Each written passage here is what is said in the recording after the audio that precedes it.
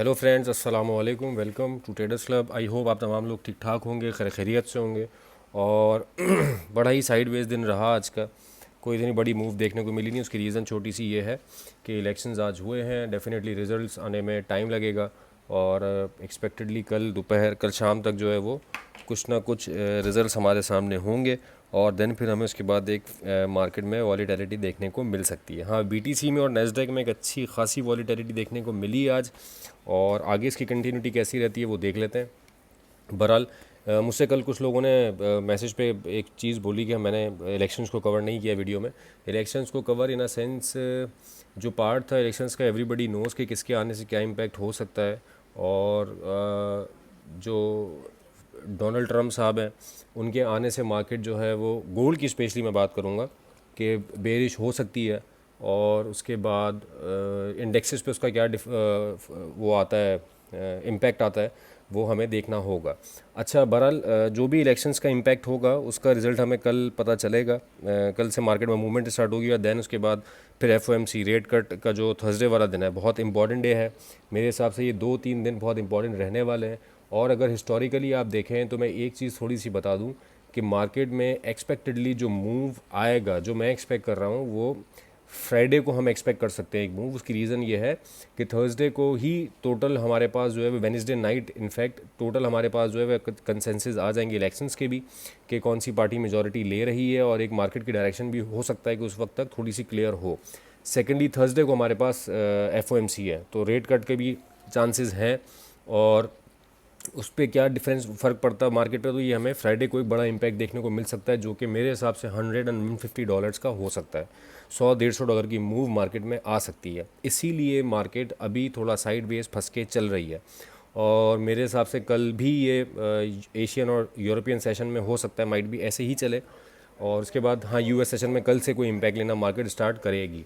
Then फिर उसके बाद हमें देखना होगा कि थर्सडे फ्राइडे, मैंने कहा कि Friday will be a most important day. अच्छा, ये तो खैर मैंने थोड़ा सा इलेक्शंस के हवाले से कवर कर लिया। अब चलते हैं हम एनालिसिस की तरफ कि हमारे पास एनालिसिस में हम कौन कौन बीटीसी से स्टार्ट करते हैं कि कल मार्केट में क्या हो सकता है, स्टार्टिंग जिस तरह हम करते हैं।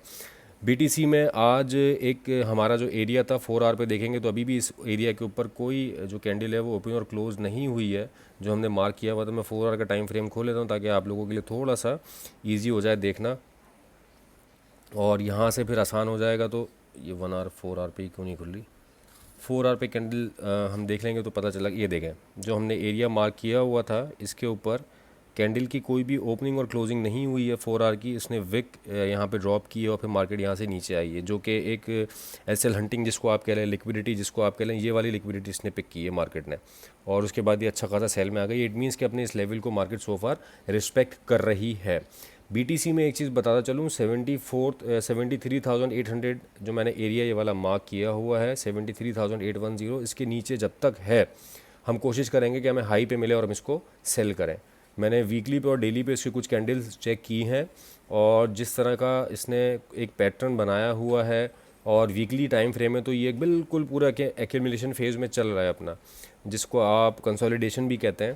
ये पूरे उस फेज़ में है। और उसके बाद अगर मार्केट फॉल करती है, ये रैली बेस ड्रॉप बनता है या रैली बेस रैली बनती है, वो वीकली टाइम फ्रेम पे आप जाके देखेंगे तो आपको अंदाज़ा होगा। रैली बेस रैली जब बनेगी जब कोई इंट्राडे की क्लोजिंग ये 74,000 के ऊपर हमें मिल जाएगी। और अगर एक्यूमुलेशन होती रहती है यहाँ पे तो मार्केट के यहाँ से ड्रॉप होने के चांसेस हैं।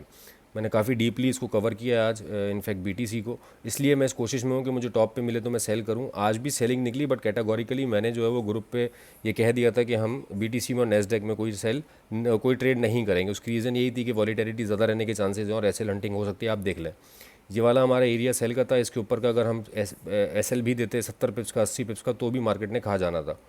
तो इसलिए हमने आज कोई ट्रेड इसमें नहीं की। मैंने पहले भी कहा था थोड़ा मोहतात होकर ट्रेड करें, ऑल दो बहुत अच्छा वीक है, कमा के अच्छा दे सकता है, बट हमें अपनी कैपेसिटी देखते हुए ट्रेड करनी है। अच्छा, अब कल क्या हो सकता है, मेरे पास ये वाला एक एरिया है मार्केट का, ऊपर जाती है। मैंने पहले ही क्लियर कट बोला कि आप सेल करें। ये H1 पे भी मैं आपको दिखा दूंगा तो आपको क्लियरिटी और अच्छी हो जाएगी इस वाले एरिया की। बल्कि मैं यहाँ पे लाइन लगा देता हूँ, हॉरिजॉन्टल लाइन लगा देता हूँ इस वाले एरिया की। और H1 पे अगर मैं इसको ले जाता हूँ तो यहाँ से आपको इस एरिया की क्लैरिटी ज़्यादा अच्छी हो जाएगी कि हमें ये एरिया मिलता है। तो हम यहाँ से ये देखें, यहाँ से मार्केट रिजेक्ट हुई है और अच्छा इसने फॉल किया है। अव्वल तो इस एरिया को उसको रिस्पेक्ट करना चाहिए, यहाँ से नीचे आना चाहिए जिस तरह ये नीचे गिरी है अभी, और 4 आगे कोई कैंडल इसके ऊपर क्लोज नहीं हुई। और अगर मार्केट ऊपर जाती है तो हमारे पास ये एक एरिया है, इसके ऊपर कैसल दे के हम सेलिंग में रहेंगे। जब तक मार्केट 74 क्रॉस नहीं करेगी आई विल ट्राई कि मुझे टॉप से इसमें सेलिंग मिलती रहे, क्योंकि वो जो चार्ट पैटर्न्स मैंने आज टेस्ट चेक किए हैं मुझे उसमें सेलिंग ही नज़र आ रही है। ये अच्छा बाइंग के लिए हम देखेंगे 67 या 65 वाला एरिया देखेंगे। इनफैक्ट अभी 67 वाला भी नहीं देखेंगे, 65 वाला देखेंगे। कोशिश करेंगे कि टॉप से सेल करें। US 100 में देख लेते हैं कि क्या हो सकता है। बिल्कुल अपनी वो वाली एरिया पे है जो हमने मार्क किया हुआ था, और इस एरिया यही रेजिस्टेंस एरिया है इसका। इस सपोर्ट को ब्रेक करके नीचे आया तो इसने अब इसको रेजिस्टेंस बना लिया। हो सकता है यहाँ थोड़ी सी ऐसे हंटिंग करे और फिर उसके बाद मार्केट यहाँ से ड्रॉप करे। बट मैं कल 2 आइटम में कोई ट्रेड नहीं दूंगा वीडियो में, एक ये और एक सिल्वर, और ना इसमें कोई ट्रेड मैं करूँगा। तो बहरहाल लेकिन ये है कि हाँ वीडियो के व्यूवर्स के लिए 20,226 ये वाला एरिया जहाँ पे ये अभी है। Second area is 20,384। यहाँ पे आप चांस ले सकते हैं इन दो एरिया पे। 70-80 पिप्स का एसएल रख के, इससे ज़्यादा का एसएल या इससे कम का एसएल नहीं रखिएगा। मार्केट में वॉलीटिलिटी थोड़ी ज़्यादा रहेगी। मार्केट ऊपर जाती है 20,384 से आप सेल कर सकते हैं, और अगर मार्केट में यहाँ पे कोई फॉर्मेशन बनती है जो कि एक बन रही है H1 में, तो यहाँ पे भी आप इसके ऊपर का एसएल देके, इसके डे के हाई के ऊपर का एसएल देके सेल कर सकते हैं। लेकिन मैं पर्सनली आप मुझसे पूछेंगे तो मैं कैटेगोरिकली बता दिया कि मैं नेस्डेक में सिल्वर में कोई ट्रेड नहीं करूँगा, मेरी तरफ से कोई ट्रेड है नहीं। ऑयल में सबके सामने है रिजल्ट्स। कैटेगोरिकली हम काफ़ी दिन से कहते आ रहे हैं बाय बाय बाय, और ये बाय बाय वाला बाय नहीं है, ख़रीदने वाला बाय है। और ऑल दो हमें अपना लेवल आज नहीं मिल सका, लेकिन मार्केट ने आज एक चीज़ इंपॉर्टेंट थी कि 71.5 के ऊपर मार्केट गई है, 72.28 तक क्लोजिंग करने में नाकाम हो गई है। अभी 71.8 के ऊपर मार्केट चल रही है, 71.5 के ऊपर क्लोजिंग आ जाती है डे की तो फिर हमें 73.5 देखने को मिलेगा। नीचे 70 का एरिया है, 70.5 से 70 का एरिया बाइंग का। और यहाँ हमने सिर्फ इस एरिया से नहीं, यही इस एरिया से हमने बाय डलवाई हुई थी 66 से। मैं सेलिंग देखूंगा, ज़रूर देखूंगा, लेकिन जिस वक्त मेरे लेवल पे आएगा उस वक्त मैं देखूंगा सेलिंग इसमें। अभी मैं इसमें जहाँ नीचे आएगा मैं इसको बाय करने की कोशिश करूंगा। मुझे लेवल्स पे मिलेगा, मैं एक एसएल पुटअप करके इसमें बाय करूंगा। और कल के लिए मेरे पास 70.5 का एरिया है जहाँ से मैं बाय, अगर मुझे मार्केट मिलती है तो मैं करने की कोशिश करूँगा। 70.5 ये वाला एरिया बनता है, ये वाला, इस वाले एरिया पे मैं लाइन लगा देता हूँ चले आसानी के लिए वीडियो के व्यूवर्स के लिए। ये वाला एरिया 70.27 है, ये इसको थोड़ा सा आप एडजस्ट कर लें तो 70.5 से लेके 70.2 का एरिया बनता है।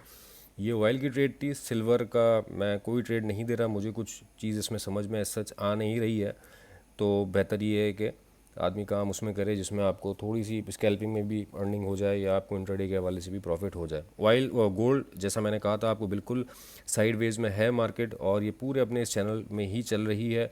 यहाँ पे H1 के ऊपर एक ट्रेंड लाइन भी है इसकी, इसको इसने आज ब्रेक भी किया, फिर क्लोजिंग उसके अंदर ही आके दे दी, तो फेक ब्रेकआउट था एक्चुअली वो।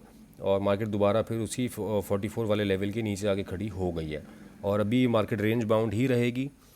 अगर मुझसे कोई long term in a sense, ये नवंबर का मंथ, मैं नवंबर का मंथ रेड देख रहा हूँ गोल्ड में, अनटिल अनलेस के जो इसका हाई बना हुआ, हाई क्या है इनफैक्ट 67 के ऊपर, ये वाले लेवल के ऊपर, 70 के ऊपर, इनफैक्ट 2770 के ऊपर कोई H4 क्लोज हो जाएगी तो फिर मार्केट जो है वो अपना 2800 की तरफ जा सकती है। 2800 देन 2850, और फिर बुलिश होगी मार्केट। जो $100-150 की मैं बात कर रहा हूँ वो शायद अपवर्ड मूव आ जाए।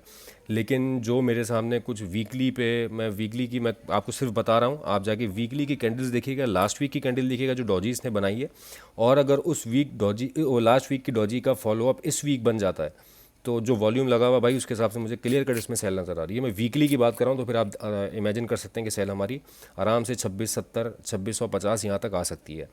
और ये मैं सिर्फ नवंबर के मंथ की बात कर रहा हूँ, लेकिन सॉरी, हम वेट करेंगे डेफिनेटली अपनी फॉर्मेशंस का। इंट्राडे ट्रेड के हवाले से मेरे पास एरिया अभी भी 48 तो खैर नहीं, 48 टच हो चुका है, हाँ 48, और ये अपना 57 के ऊपर का एसएल जो है ये हमारी सेलिंग जोन है, ये वाला एरिया। यहाँ मार्केट आएगी तो हम सेल कोशिश करेंगे। नीचे बाय के लिए अभी हम कोई फॉर्मेशन देखेंगे क्योंकि बिल्कुल साइडवेज है, सिर्फ स्कैल्पिंग का ही मौका दे रही है मार्केट। कोई हमारे पास इंट्राडे ट्रेड नहीं निकल रही है जिसको हम ये कहें कि 150-200 पिप्स हमने गेन कर लिए, ऐसा कुछ भी नहीं है गोल्ड में सो फार।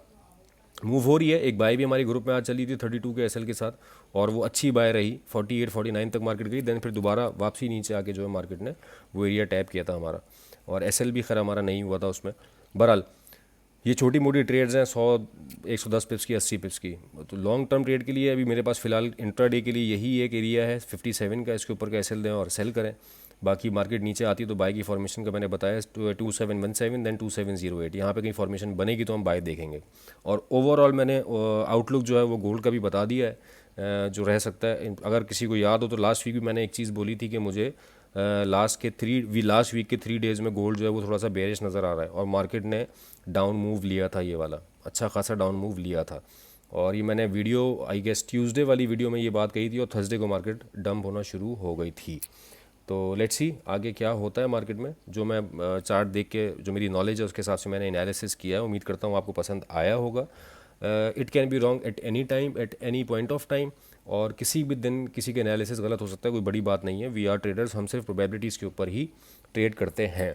तो ये एनालिसिस है दोस्तों मेरा, जिस तरह मैं चार्ट देख रहा हूँ। उम्मीद करता हूँ आपको पसंद आया होगा। मैं लाइक कमेंट और शेयर ज़रूर किया करें अगर कुछ फ़ायदा हो रहा है वीडियो से और पसंद आ रहे हैं लेवल्स तो। और उम्मीद करते हैं कि आगे आने वाला दिन, वीक और आगे आने वाले जो नेक्स्ट वीक्स हैं वो भी हमारे इंशाल्लाह प्रॉफिटेबल होंगे। तो अपना बहुत ख्याल रखिएगा। Thank you so much for your time.